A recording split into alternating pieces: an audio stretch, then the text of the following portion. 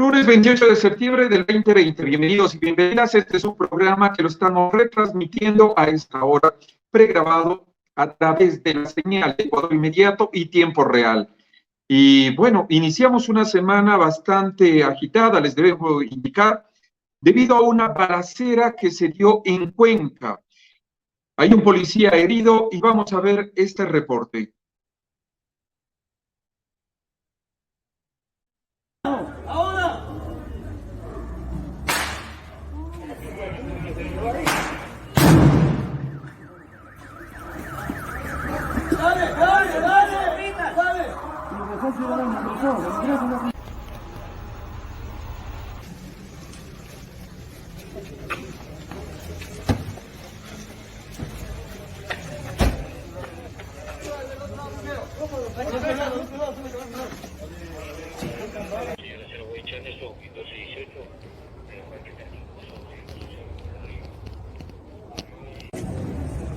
El trabajo que los agentes de criminalística se encuentran en este punto para determinar.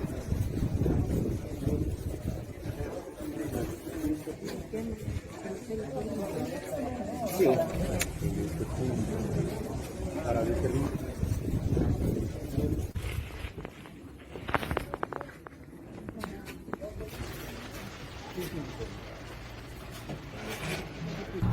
¿Está bien? ¿Se siente bien?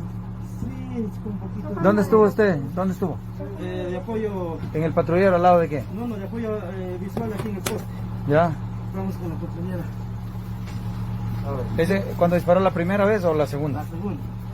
Ahí le Claro, saltó. y cuando yo les dije que ya ingresen, que ya ingresó ya. Ahora si ponemos nomás asiento, saquémonos la champita por favor ya para cogerle los... Estas las imágenes desde Crónica Cuenca, como ustedes vieron, un sujeto que al parecer tiene problemas de alcoholismo y también de drogadicción. Esto de acuerdo a los primeros informes. Un patrullero, un automóvil, un policía herido, municiones y armamento también que fuera encontrado. Veamos el instante de la detención por parte de la Policía Nacional.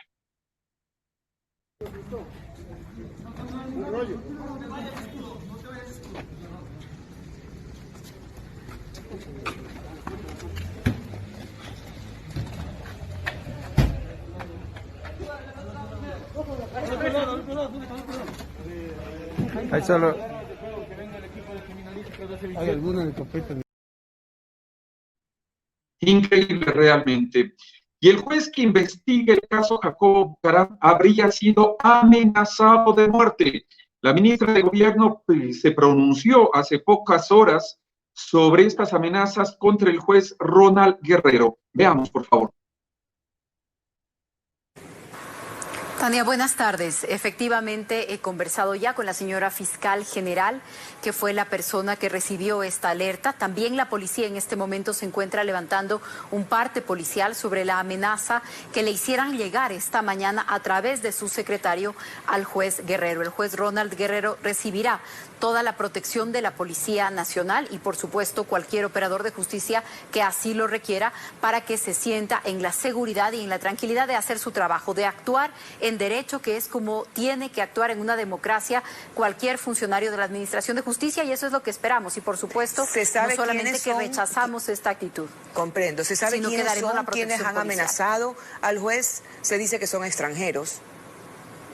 3 personas, según la información que ha entregado el secretario del juzgado, 3 personas con acento colombiano que efectivamente se refirieron en particular al caso, al proceso en contra de Jacobo Bucaram, y que su protesta era la medida cautelar y el hecho de que la prisión no se dé en Guayaquil, que le daba estas 3 opciones: o levantar la prisión o trasladarlo a Guayaquil o atenerse a las consecuencias. Esa es la información que hemos recibido, esa es la información que en sí misma, esa amenaza, constituye un nuevo delito y creo que el mensaje es claro: actuación en derecho, protección para que los jueces puedan actuar en derecho y nadie puede sentirse por fuera de la ley. Tienen que detenerse este tipo de amenazas, de enfrentamientos, de mensajes, de insinuaciones, algunas directas, algunas indirectas, en contra de que la justicia haga su trabajo. Tienen que dejar de acumular más preocupaciones, más sospechas, más investigaciones, Usted dice más claramente... delitos. Hay que dejar que la justicia...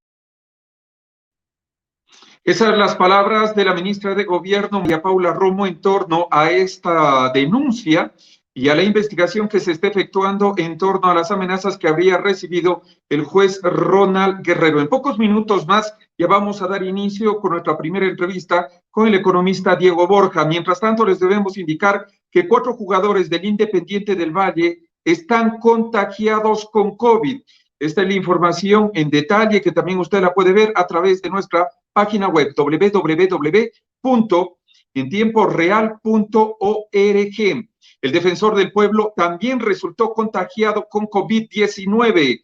Información que le estamos llevando a todos ustedes a través de nuestras múltiples plataformas y también las de Ecuador Inmediato.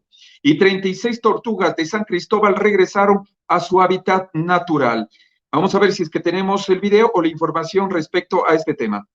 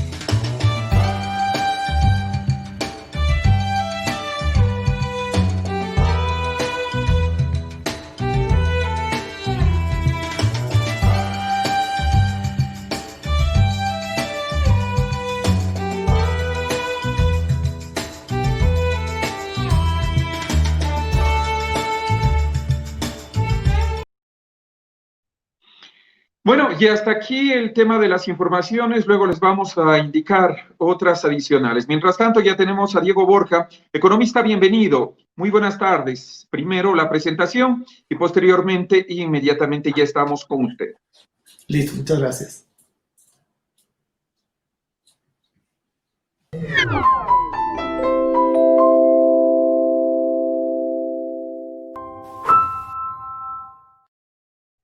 Economista Diego Borja, bienvenido a Ecuador Inmediato, tiempo real. Estamos haciendo este enlace pregrabado porque tenemos y entendemos también su agenda. Bienvenido. Economista, por favor, primero, situarnos. ¿Cómo se encuentra la economía del país? ¿Hay alguna garantía de salir de esta situación? La crisis se está agudizando. De un lado se le culpa al anterior gobierno. Del anterior gobierno se culpa de la mala práctica al actual gobierno. ¿Qué es lo que está sucediendo? Adelante, por favor. Bueno, muchas gracias por la entrevista. Un cordial saludo a todos los que nos miran y escuchan por este canal. En primer lugar, hay que decir que ya son 3 años del gobierno de Moreno y, por tanto, resulta increíble para cualquier persona que se siga culpando al anterior gobierno. En una empresa privada, si usted 3 años después sigue culpando a la anterior administración, le pedirían la renuncia. Simplemente no tiene ninguna lógica. Lo que estamos viviendo es producto más de las decisiones económicas erráticas, erradas que ha tomado el gobierno de Moreno y de menor forma a la pandemia universal que está viviendo la humanidad por motivos del COVID-19.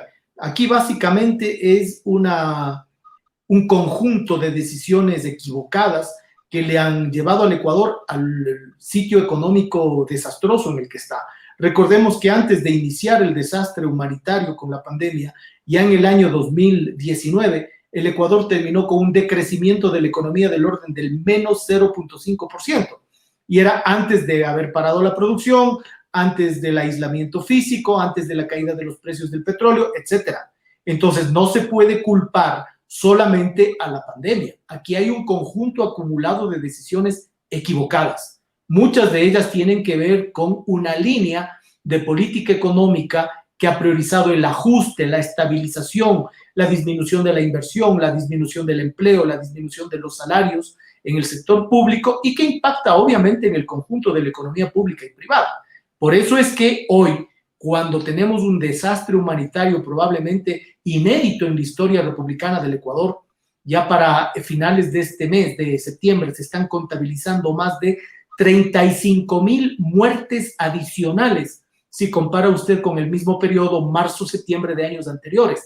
35,000 hogares enlutados, más de 110,000 personas contagiadas con el COVID. Las secuelas de enfermedad en la salud de estas personas serán enormes y un sistema público de salud totalmente vulnerado no será suficiente ni para la atención de las personas que actualmente están contagiadas, ni para las secuelas que habrá en el futuro. Entonces, todo esto muestra un conjunto de decisiones erradas en el plano económico, en el plano de la salud y en otros también por parte del gobierno de Moreno.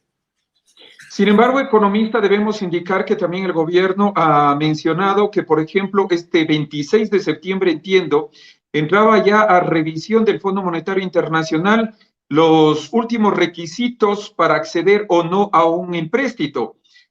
Debo indicar que días anteriores el economista Andrés Arauz en este mismo programa había mencionado que no existiría tal acuerdo. ¿Cuánto hay de cierto en esto? ¿Hay o no hay acuerdo?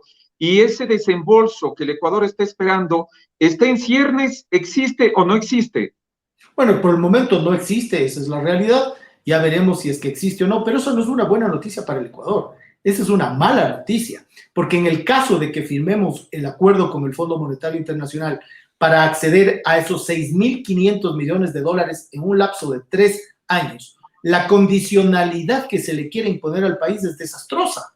Es disminución de la inversión, disminución del gasto corriente, liberar recursos en la economía nacional para pago de deuda externa, es utilización de los recursos que vendrán para repagar otros compromisos de deuda. No es una buena noticia. El Ecuador va a quedar con un decrecimiento este año, en el mejor de los escenarios, de menos 11%. Es una cifra peor todavía que la que tuvimos en el año 1999, cuando la economía quebró por motivos del feriado bancario y otras decisiones del gobierno de Maguad de esa época. En este año es peor todavía, con un desempleo del orden del 23%, con un empleo inadecuado del 70%, con una pobreza ya que supera el 30%. Todas las medidas que se vendrían atadas a un acuerdo con el Fondo Monetario Internacional son aún más perniciosas, porque van a impedir la recuperación de la actividad económica doméstica, van a impedir la inversión pública como un instrumento para alar la inversión privada, para mejorar el consumo, para mejorar la capacidad de compra de los ecuatorianos y, por tanto, también la posibilidad de venta de las empresas, de empleo, de inversión. Es un círculo vicioso. La condicionalidad del Fondo Monetario Internacional, que se anuncia como buena noticia, ha sido un desastre en la historia económica del Ecuador y en la historia económica de otros países de la región latinoamericana y del mundo. Verbigracia lo que sucedió con Grecia, lo que sucedió con la Argentina. Entonces, de llegarse a ese acuerdo en los términos que está planteada, no es una buena noticia, es una mala noticia, y el Ecuador, como parte del sistema de Naciones Unidas, como miembro del Fondo Monetario Internacional, tiene derecho a recibir los recursos de este organismo, por supuesto que sí, y de otros multilaterales, pero el Ecuador tiene que cuidar qué condicionalidad se le impone al recibir estos recursos. Entonces, ¿implica esto romper con el Fondo Monetario? No, implica negociar en términos soberanos, en términos de lo que al Ecuador le interesa para mejorar su economía, para mejorar la calidad de vida de sus habitantes, una firma con el Fondo Monetario Internacional. Parte de esas condicionalidades, tal vez, economista, no tendría relación o no estaría atada a las últimas acciones adoptadas por el gobierno, liberar las tasas de interés. Y aquí sí quiero que, por favor, bajo el lenguaje más llamingo, como yo digo, para nuestra ciudadanía, para aquella que no entiende, y además la liberalización del precio del gas natural, ¿qué es lo que va a significar? O sea, nos dicen a través de las ruedas de prensa que no va a suceder nada, que no se va a elevar el precio del gas, que las tasas de interés, igual el presidente de la Asociación de Bancos Privados ha dicho que no hay que tener ningún miedo, que recién en 6 meses se va a conocer las reglas y el reglamento general que estaría estableciendo, pero que estos serían condicionamientos del Fondo Monetario Internacional a cambio de los 6.500 millones mencionados, economista. Mire, no es extraño estas medidas que se anuncian. En el acuerdo que se firmó hace un año, más de un año, en marzo del 2019, ya constaban algunas de estas medidas. Por ejemplo, la eliminación de los subsidios que condujo al descontento social masivo del mes de octubre y a esa movilización de muchísimos sectores sociales, porque se vieron afectados por la elevación de los precios de los combustibles. Eso ya estaba en la condicionalidad del año pasado. En la condicionalidad del año pasado ya se anunciaba la liberalización y flexibilización, en realidad, de las tasas de interés y otras medidas monetarias lesivas para la economía nacional. Ya se anunciaba. ¿Qué están haciendo ahora los personeros del área de economía, sobre todo de este gobierno? Adelantándose a lo que podría ser un acuerdo con el Fondo Monetario en los próximos días, en los que seguramente van a venir también los paquetes vinculados a la eliminación de subsidios de todos los combustibles, gasolinas, diésel, gas doméstico, gasolinas para aeronaves, etcétera, etcétera. Va a venir el paquete monetario de flexibilizar las tasas de interés, que en términos morochos, como usted dice, Yamingo, significa elevación del costo del dinero.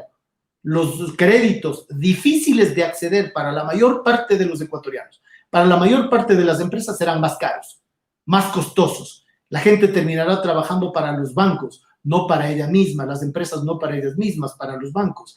Entonces, son paquetes recesivos, cuyo objetivo fundamental es dejar separados, digámoslo así, recursos para pagar la deuda que el Ecuador mantiene con tenedores internacionales, intocados los intereses de la banca y del sector financiero nacional, mejorados, si cabe decirlo también así, los intereses de un sector minúsculo de la importación, porque, por ejemplo, en el decreto sobre la eliminación de las restricciones a la importación, el Estado está permitiendo que importadores privados puedan importar derivados del petróleo y utilizar la infraestructura pública a una tarifa que le impondrá a la infraestructura pública de Petroecuador favorable a los intereses privados y además vender los derivados al precio de mercado. Pura y llanamente aumentos de precios de combustibles, del dinero en cada una de las medidas de las que estamos hablando. Paralelamente también estaría la monetización. A ver, y no entendí esta parte, economista. Es decir, que se le está entregando toda la infraestructura del Estado y se le dice, deme produciendo, usted cobre lo que usted desee, porque nadie va a trabajar para perder. Bueno, ahí hay dos elementos. Por un lado, este decreto que permite la importación libre al sector privado o a operadores privados, mejor dicho, de derivados del petróleo, por un lado. En ese mismo decreto se dice que la infraestructura pública de transporte, de almacenamiento, etcétera, se le pondrá a disposición de los importadores privados cobrándoles una tarifa, que ya se verá qué tarifa es, si es beneficiosa para el sector público o no, pero ahí ya se dice que se va a poner a disposición de los importadores privados la infraestructura pública. Y por otro lado tiene usted todo el proceso anunciado por el ministro privatizador de Energía, Ortiz, que desde siempre, desde que antes que sea ministro, su agenda básica era privatizar todos los activos petroleros, ya lo está logrando. Está dando 83 días para que haya ofertas para la privatización de la refinería de Esmeraldas, porque es una concesión a 25 años en la que se le obligaría al concesionario privado a invertir 2.400 millones de dólares. Con un cálculo simple, la refinería podría procesar 110.000 barriles diarios. 110.000 barriles diarios. Eso aproximadamente le da a usted 4.260.000 galones de gasolina diarios. Multiplicado por 2, 9 millones aproximadamente de dólares diarios de ingreso. Por 360, haga el cálculo. En año y medio se podría pagar o recuperar esta inversión de 2.400 millones y se la está concesionando a 25 años. ¿Por qué un gobierno que está por fenecer, que tiene tan baja popularidad y aceptación, ilegítimamente pretende concesionar uno de los activos más importantes como es la refinería de Esmeraldas? No hay explicación. Si junta entonces las dos cosas, privatización de la refinería y liberalización de la importación de precios de combustibles, bingo, pues. Los que se hagan cargo de la refinería, por ejemplo, podrán vender a los precios aumentados los derivados que se procesen incluso internamente. ¿Y quién termina pagando la factura de esa privatización? El pueblo ecuatoriano. Y todo esto con miras ya a las nuevas presidenciales. ¿Cómo usted ve este factor adicional que ya tenemos? Exactamente, ya nos restan como 8 meses para la salida de este gobierno, pero ¿con qué liquidez se queda y además con qué transparencia de cifras también viene el próximo gobierno? ¿Y con qué decisiones? Porque a última hora, fíjese usted, concesión de la refinería de Esmeraldas, un activo tan importante para el país. Privatización, venta del Banco del Pacífico, un activo muy importante que además es rentable y que podría ser usado como un instrumento marcador para evitar que los costos del dinero, las tasas de interés, superen unos techos accesibles al crédito para los ecuatorianos. Más la agenda neoliberal en su conjunto, no solamente es que le van a dejar sin liquidez en caja, con una economía virtualmente quebrada, sino con unas decisiones tomadas que pueden ser tremendamente lesivas, porque si el próximo gobierno, por ejemplo, quisiera tirar abajo estas decisiones ilegítimas, podría ser llevado a tribunales internacionales. Entonces, es simplemente un conjunto de acciones de último momento que lo que están haciendo es lesionando gravemente los intereses de la mayoría de los ecuatorianos en beneficio de un puñado, de un minúsculo grupo de personas en el sector financiero, en el sector importador, entre los que quieren hacerse con los bienes del Estado, etcétera. Entonces, si usted me pregunta respecto de las próximas elecciones, lo más legítimo, lo más razonable, lo más transparente, debería ser que este gobierno deje estas decisiones a un próximo gobierno electo democráticamente, ojalá con todas la transparencia que esto amerita por parte del Consejo Nacional Electoral el próximo mes de febrero del 2021. Veamos cuáles son las perspectivas y qué es lo que viene a continuación ya en el tema de elecciones. Sin embargo, lo que a mí sí me preocupa, economista Diego Borja, es que todo este tipo de medidas afectan exactamente a esos liamingos, a la gente de a pie, a la gente que no tiene en este momento trabajo ni acceso. Y esto también podría ser, y no estoy vaticinando por si acaso, para que luego no comience la persecución contra este personaje, pero es tan simple. Si yo no tengo trabajo, no tengo ingresos, esta es una bomba, este es un estallido social. Y con esto estoy finalizando, economista. Por supuesto, aquí hay una frustración que está acumulada por meses en las personas que han visto deteriorarse gravemente su calidad de vida. Las personas aisladas, en confinamiento social virtualmente la mayor parte de los ecuatorianos durante buena parte de este año, sin poder expresar su descontento. ¿Descontento sobre qué? Sobre la mala calidad de la salud, sobre los contagios del COVID, sobre la muerte de familiares que ni siquiera pudimos despedir adecuadamente por los miedos al contagio, sobre la pérdida de empleo, el aumento de la pobreza, la incapacidad de millones, diarios que no son precisamente de oposición, diarios gobernistas aquí en el Ecuador, han señalado que 1 millón de niños y jóvenes, 1 millón de niños y jóvenes no tienen acceso al derecho de la educación por no tener internet, por no tener los equipos suficientes para poder acceder a las clases virtuales. Entonces es un conjunto de cosas que ya superan todo límite. Muchos, miles de empleados públicos, incluso médicos, trabajadores de la salud, que siguen impagos. El sector de la educación ha visto disminuir las rentas para universidades, para colegios. Hemos visto como en los últimos días los gobiernos locales se quejan de que el gobierno les adeuda más de $1.000 millones de sus rentas que por ley tienen que ser transferidas o por la devolución del IVA que no les han sido entregados. Y a eso añada usted los problemas que tenemos en cuanto a la transparencia de las elecciones, en cuanto al uso político de la justicia, en cuanto a la no aprobación del Código Orgánico de Salud. Entonces es un desastre nacional que, sumado a la tragedia del COVID, yo digo al final del día, más daño le ha hecho el gobierno de Moreno que el propio COVID a la ciudadanía en el país. Agradecido por sus palabras y también por haber intervenido en esta primera parte de lo que estamos realizando. Comunicación alternativa, periodismo alternativo, donde abrimos las puertas a todos los sectores. Gracias, economista Diego Borja. Gracias, en una próxima oportunidad estaremos nuevamente con usted. Un gusto. Un gusto igualmente. Y bueno, como les venía comentando, el defensor del pueblo está contagiado con COVID. La Policía Nacional evitó este fin de semana el suicidio de una joven de 26 años. Si podríamos, por favor, colocar tal vez la imagen, la fotografía, o tal vez desde nuestro Twitter, para que entendamos. Estamos pasando por un gravísimo problema de salud pública. De acuerdo a la Organización Mundial de la Salud, el suicidio está dentro de las 3 primeras causas de muerte en todo el mundo. Y para que usted sepa, y en conjunto con lo que acabamos de hablar con Diego Borja, uno de los principales temas es el tema económico, el tema de desesperación, de no saber qué hacer, y frente a esta situación, tomar para mi forma de ver, por si acaso, una de las peores decisiones, porque tenemos una sola vida. No sé si es que podemos, por favor, ampliar en pantalla cuando fuera rescatada esta persona que pretendía lanzarse, una joven de 26 años en proceso de divorcio que estaba por lanzarse desde el puente del río Chiche, esto cerca de Tumbaco. ¿Tenemos? No, me dice que más adelante, gracias. Y también les debo indicar que los binomios Arauz Correa y Lazo Borrero están impugnados. Del un lado y del otro han sido impugnados, y esto deberá referirse en las siguientes horas el Consejo Nacional Electoral. Y, por supuesto, queremos invitarles a que visiten nuestra página web www.entiemporeal.org.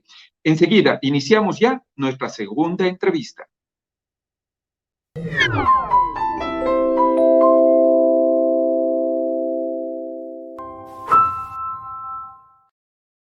Estamos hablando de las elecciones, estamos hablando de todos los temas, de los temas de corrupción, de Jacobo Bucaram. Como ustedes también han escuchado, puede venir el alza del precio del gas. El tema de las tasas de interés queda en el monopolio de los bancos, 8 de los principales bancos, pero nos estamos olvidando de algo sumamente importante. Y es uno de los temas de corrupción que también fueran muy sonados, y por lo cual sería llevado, al parecer ya en las próximas horas, hasta el Pleno de la Asamblea Nacional, mediante juicio político, uno de los implicados en el tema de esta feria, de esta rifa, de los carnés de discapacidad. Un tema que fuera abordado por algunos medios y que fuera olvidado por los grandes medios de comunicación, porque no les interesa, y además porque ahí están involucradas muchas personas, muchas autoridades, e incluso gente que deberá tomar decisiones dentro de la misma Asamblea Nacional. Saludamos a Alfonso Eliezer Morales. Él es presidente de la Coordinadora Nacional de Discapacidades del Ecuador. Bienvenido, mi querido Alfonso, y para que ustedes sepan, él es una persona que sí tiene discapacidad, que no es que se hace ni tampoco solo para obtener beneficios de la ley o tener una licencia de conducir tipo E, como lo hace el presidente del Consejo de Participación Ciudadana y Control Social, Cristian Cruz, que no entiendo por qué sigue aferrándose al puesto, a sabiendas que ya no tiene de dónde. La Agencia Nacional de Tránsito le dice que él utilizó y mal utilizó y que nunca tuvo un informe favorable. Allá, desde el Ministerio del Deporte, donde se dice que él tampoco es ningún héroe, un héroe supuesto karateca, chimpandulfo y todo lo que ustedes quieran, y que sabe levantar la pierna, y que, para desgracia de él, supuestamente tiene una discapacidad del 82%. En cambio, yo, Alfonso, lo conozco desde hace aproximadamente 25 años. Y desde hace 25 años puedo certificar que él se ha manejado solo en su silla de ruedas. Perdió sus piernas y hoy trabaja por la gente con discapacidad y detesta que se burlen y manipulen a las personas como lo están haciendo muchos politiqueros en el Ecuador. Bienvenido, Alfonso, y perdón, discúlpame, pero me duele, y me duele en el alma este tipo de situaciones, porque desdicen de lo que realmente deberíamos ser como seres humanos: la solidaridad, la transparencia por encima de todo. Alfonso. Muchas gracias, mi estimado Olger, un gusto enorme saludarte y felicitarte por tu rectitud, tu don de periodista realmente independiente y desearte éxitos en este medio digital con tus proyectos en la comunicación a toda la sociedad ecuatoriana. Agradecerte también por tus palabras. En verdad tenemos el privilegio de ser amigos más de 25 años. En realidad yo tuve un accidente hace 33 años en los cuales pues por una lesión en la columna adquirí mi paraplegia y uso silla de ruedas. Tu inquietud es por demás racional, tomando en cuenta que como presidente de la Coordinadora Nacional de Discapacidades del Ecuador, Coordinadic, un colectivo que de hace 2 años atrás ya veníamos armándolo, nutriéndolo, fortaleciendo, en vista del descuido, la desidia y el quemiportismo del apoyo a las bases de las personas con discapacidad de parte de este gobierno y el Consejo Nacional de Discapacidades. Estos problemas sobre el uso y abuso de los carnets de discapacidad y mala distribución de los carnets de discapacidad, debo comunicarte a ti, Olger, y a la sociedad ecuatoriana que esto hacía algunos años que ya era un secreto a voces. Caramba. Era un secreto a voces. ¿Por qué? Porque a los líderes que manejamos este tipo de acciones nos llamaba la atención de que cada vez que está cerca una campaña electoral o elecciones, el presidente del CONADIS se le ocurre hacer unas nuevas recalificaciones.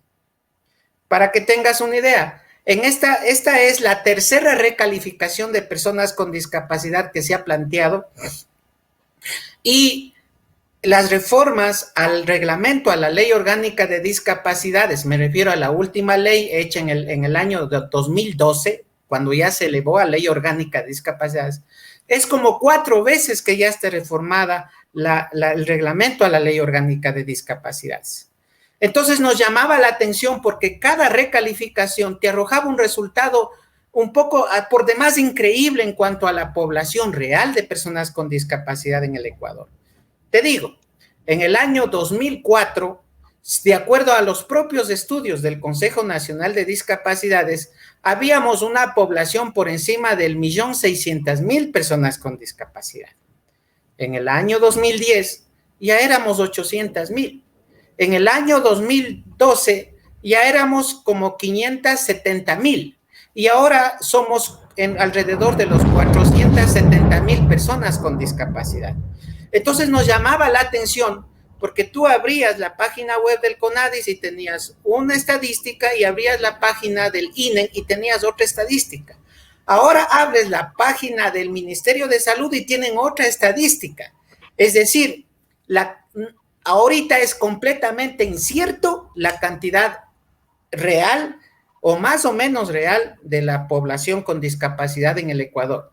Si a este tipo de problemas le sumas miles de carnets que han dado a diestra y siniestra de manera antiética, corrupta, denigrante en contra de las personas con discapacidad, a personas que ni siquiera la tienen discapacidad, entonces ya te imaginarás que lo que se publica en la página web del CONADIS y en la del Ministerio de Salud Pública no es una cantidad real de la población con discapacidades en el Ecuador.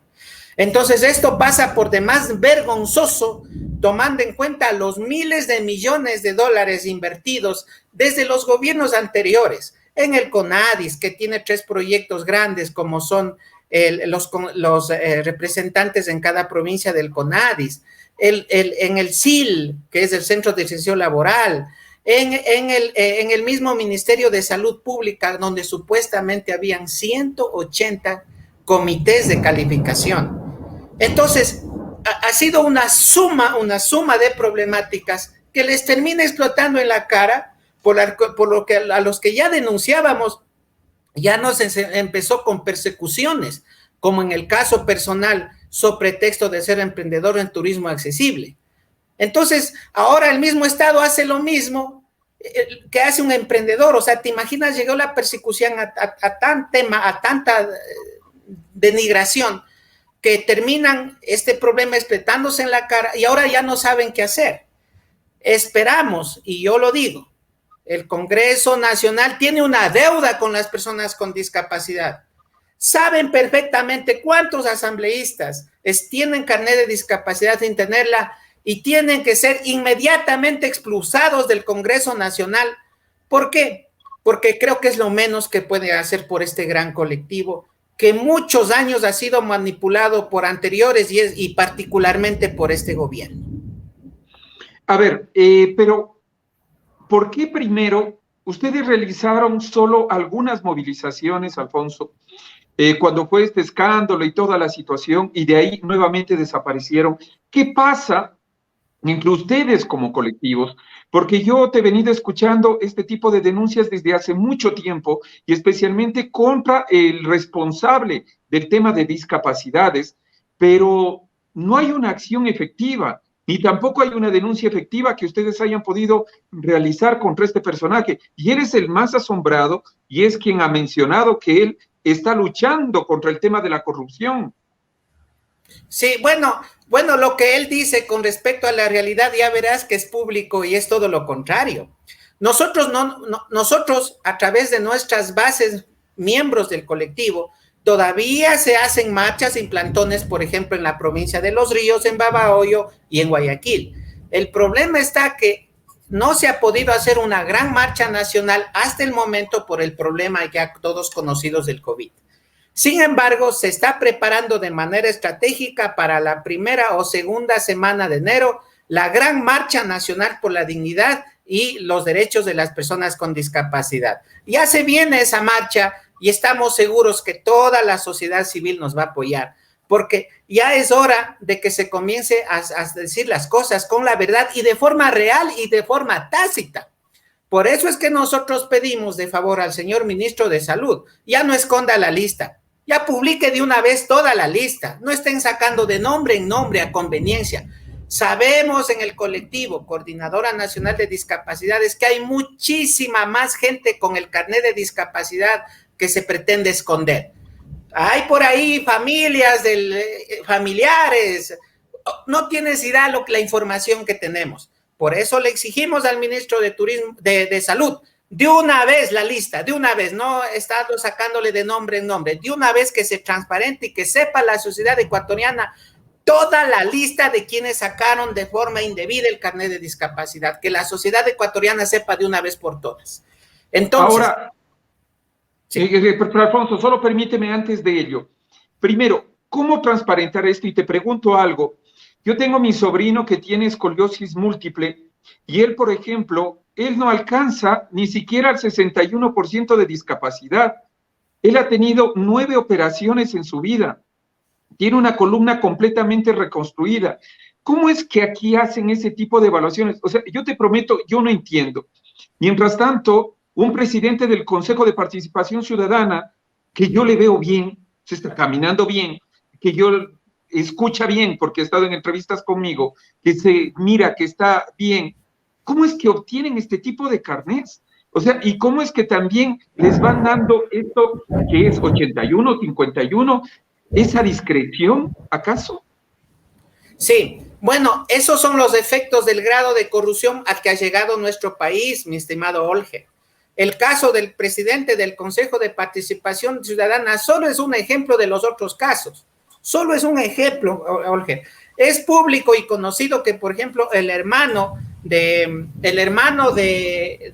Jaime Nebot también tiene carnet de discapacidad. Eso es público.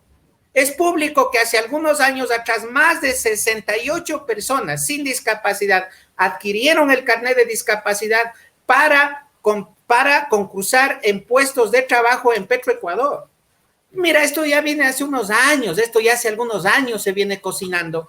Es por eso que este colectivo se comienza a formar hace más de 2 años y claro, las bases de las personas con discapacidad debilitadas, porque para eso no hay plata, para apoyar a las personas con discapacidad no hay plata, pero anda a ver pues cuánto gana el presidente del Consejo Nacional de Discapacidades, cuántos miles de dólares gana al mes, ¿me entiendes?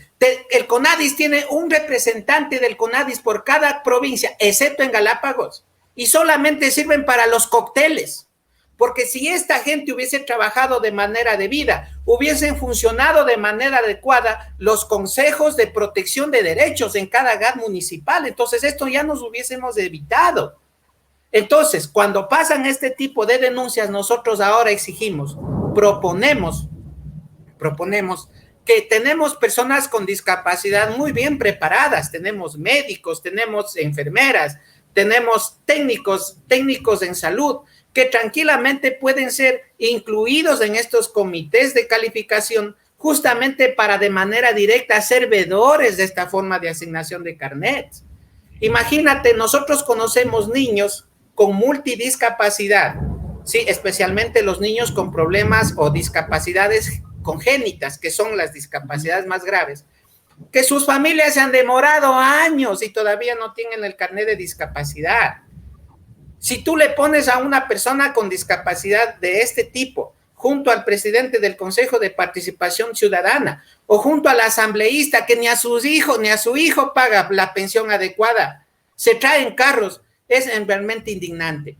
Yo quiero darles un mensaje a esta gente abusiva, gente que no tiene idea de lo que es una discapacidad. Mi querido Olger, si esta gente supiera realmente lo que es vivir con una discapacidad, lo que supieran lo que es el vencer día a día las barreras socioculturales, de físicas, de actitudinales, de forma de vida digna diaria, te aseguro que si ellos supieran lo que es vivir con una discapacidad, jamás en su vida se hubiesen atrevido a hacer esto.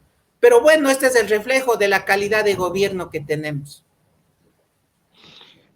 Alfonso, ¿qué es lo que ustedes preparan? Ya me has dicho una manifestación, pero paralelamente, ¿qué es lo que sucede alrededor de la justicia, la fiscalía, en torno a estos temas tan gravitantes? Y además, estas listas que sí quisiéramos conocer. Yo no sabía, por ejemplo, que el hermano de Jaime Nebot tiene, o sea, ¿él tiene o no tiene discapacidad? Primero, Alfonso. Bueno, si tú le ves, no, pero así está la denuncia, es un hecho público. Futbolistas que todavía no dicen todos los nombres, mi querido Olger. ¿Me entiendes? Deportistas de élite. ¿Me entiendes? Entonces, toda esta situación nos ha molestado. La información que tenemos es la que nosotros estamos tratando de que se transparente con la realidad, congruentemente con las denuncias que hemos hecho. Hemos puesto denuncias para pedir respaldo en la Defensoría del Pueblo, que ahora hasta la Defensoría del Pueblo nos ha abandonado.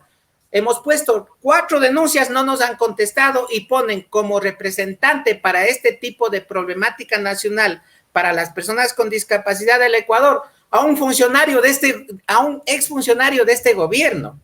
¿Te imaginas? O sea, hasta la Defensoría del Pueblo no nos respaldó como originalmente creíamos que iba a hacerlo. Pusimos una denuncia en la Fiscalía General del Estado, pusimos una denuncia en la Asamblea Nacional, pusimos una denuncia también en la donde se supervisa a los jueces, en el Consejo de la Judicatura. En el Consejo de la Judicatura. Tampoco ni siquiera nos han contestado a esas denuncias, Olger. Entonces nosotros estamos por demás lastimados, ofendidos por autoridades que, ¿cómo puedes imaginarte que una autoridad le agreda tanto a su grupo vulnerable del país? ¿Me entiendes? Entonces toda esa situación nos ha lastimado. Y claro, los que denunciamos y estamos al frente solamente tenemos 2 opciones: o quedarnos callados o estar del lado de los grupos vulnerables. Y las personas que estamos del lado de los grupos vulnerables ahora estamos a expensas de que no nos persigan o de que al menos seamos respetados en nuestros criterios. Pero nuestra discapacidad no es una debilidad, Olger, es una fortaleza. Ya no somos grupos vulnerables, no, somos grupos con capacidad ilimitada que solo queremos oportunidades. Yo fui miembro de la Comisión de Participación Civil en septiembre pasado en Ginebra, Suiza, que me hizo el favor de llevarme por mi emprendimiento en representación de emprendedores con discapacidad, Riadis Internacional. Y los datos que ahí se decía, casi todo era una mentira. Tuvimos que firmar un informe sombra al informe país y decirles, o sea, paren de mentir. No es verdad que la persona con discapacidad en el Ecuador vive en un paraíso.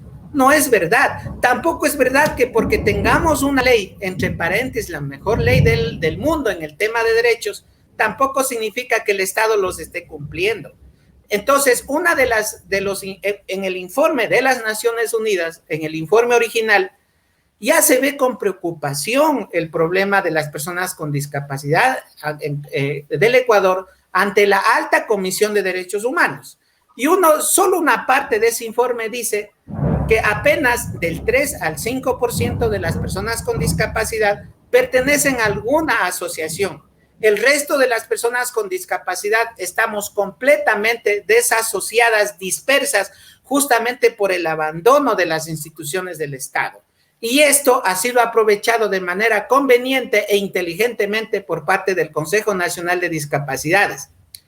Llegan a tal extremo, Olger, que hace meses atrás, bueno, no muchos meses, unos 3, 4 meses atrás, el presidente del Consejo Nacional de Discapacidades se reúne con Diana Tamaín, presidenta del Tribunal Electoral, para seguir una preplanificación del proyecto Voto en Casa. Para nosotros, ese proyecto es indignante, malévolo, injusto. ¿Por qué? Porque pretexto del voto en casa, sí, sacan enormes campañas publicitarias a favor del gobierno diciendo que somos a los que más nos asisten. ¿Se me comprendes? O sea, indignante, cuando es obligación del Estado hacer accesible los sitios donde las personas, todos debemos ir a sufragar y votar el voto por la persona que nosotros queramos. ¿Me entiendes? Entonces, elude una obligación el Estado a cambio de hacer algo para hacer propaganda. Nosotros exigimos, salvo por el problema del COVID, porque también somos conscientes, pero debería de hecho, tácitamente, todos los sitios donde se va a sufragar tengan cumplimientos mínimos de accesibilidad universal. Entonces, todo este tipo de cosas ha venido pasando y nosotros ya no nos vamos a quedar callados. Se avecina la gran marcha nacional por los derechos, por la dignidad y derechos de las personas con discapacidad. Le guste o no le guste a este gobierno. ¿Por qué? Porque las personas con discapacidad ya estamos por demás cansadas de la forma como han abusado, no solamente entidades de gobierno específicas, sino las autoridades de las cuales tú crees que te representan. Entonces, toda esta situación ha hecho que empecemos a ya no quedarnos callados, alzar la voz, ya no quedarnos callados y en ese plano seguimos. Alfonso Eliezer Morales, presidente de la Coordinadora Nacional de Discapacidades del Ecuador, ha estado con ustedes y con nosotros. Te agradezco infinitamente, Alfonso. He buscado desde el inicio de este programa, hace exactamente un mes y unos días más, el que tú te encuentras aquí, justo cuando estaba en la efervescencia este tema. Sin embargo, me parece que llegó el tiempo, y llegó el tiempo de comenzar a hablar de este tipo de temas, y no solo los que nos quieren colocar en la agenda, los de despiste, los de euforia, los del día a día, porque hay estos otros temas soterrados que nadie los quiere tratar, porque siempre hay un interés por debajo. Gracias, Alfonso. Muchas gracias a ti, Olger. Éxitos en tu medio de comunicación digital. Eres muy amable. Gracias a ti. Gracias. Estamos transmitiendo a través de Ecuador Inmediato y Tiempo Real. Y con esto estamos finalizando, no sin antes recordar cuáles fueron las informaciones que estuviéramos transmitiendo a través de nuestras plataformas. Balacera en Cuenca, deja un policía herido. El sujeto que disparó contra los policías en Cuenca tiene problemas de droga y alcoholismo. Veamos, por favor.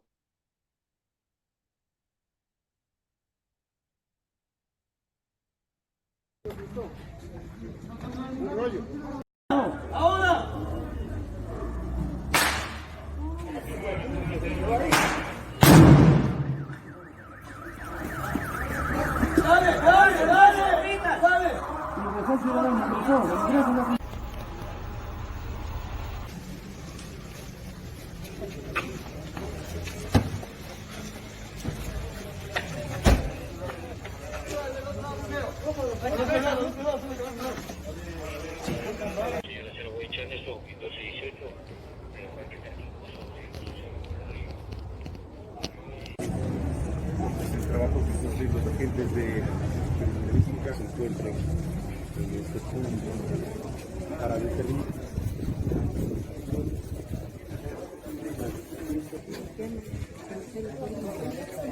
Sí, en este punto para determinar.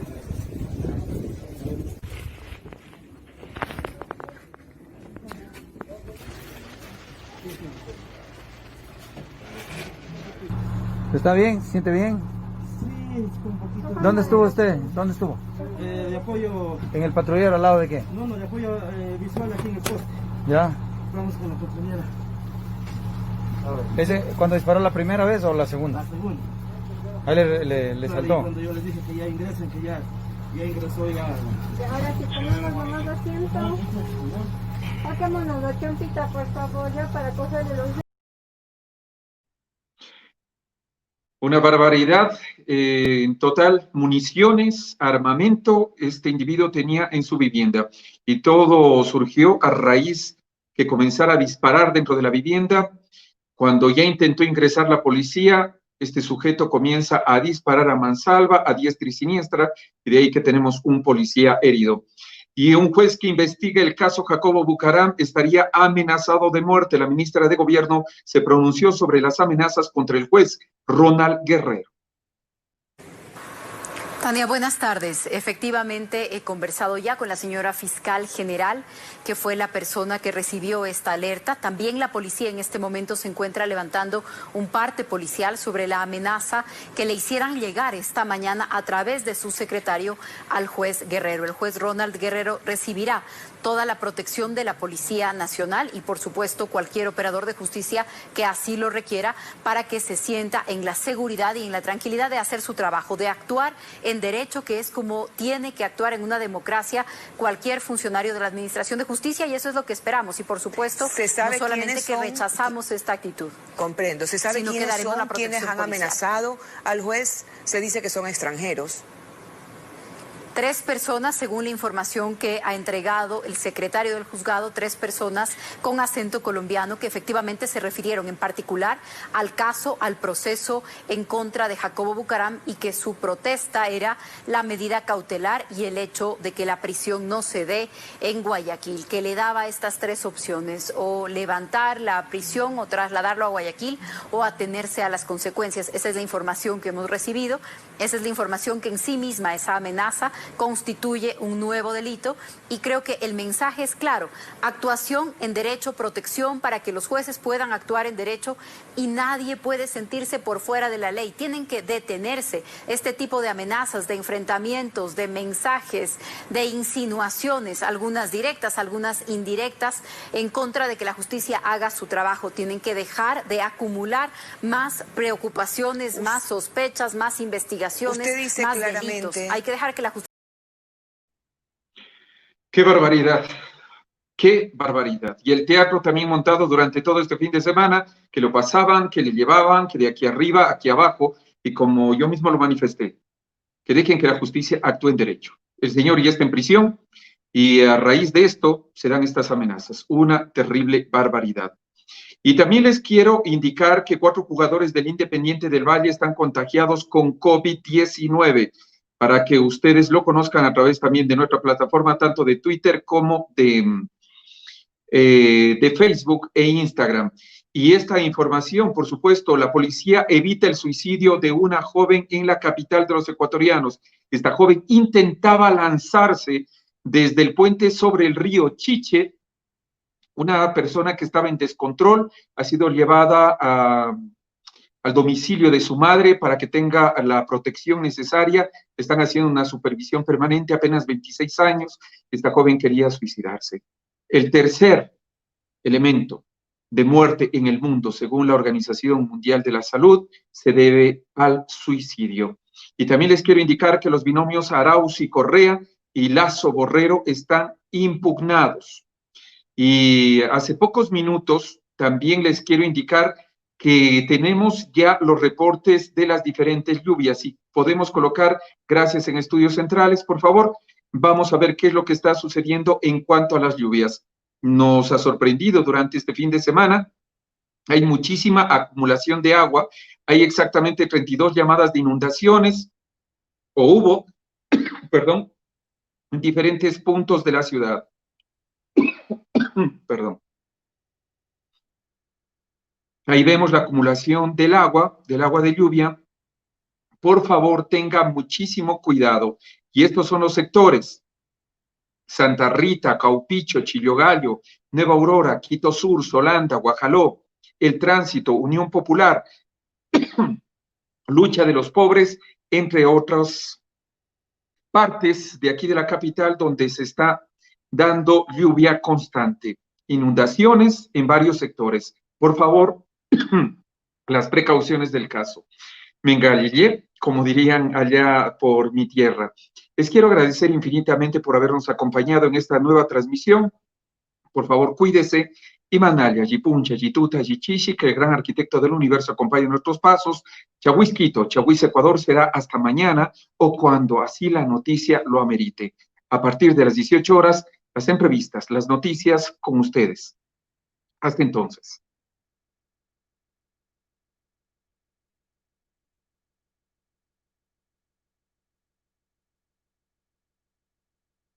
Yeah.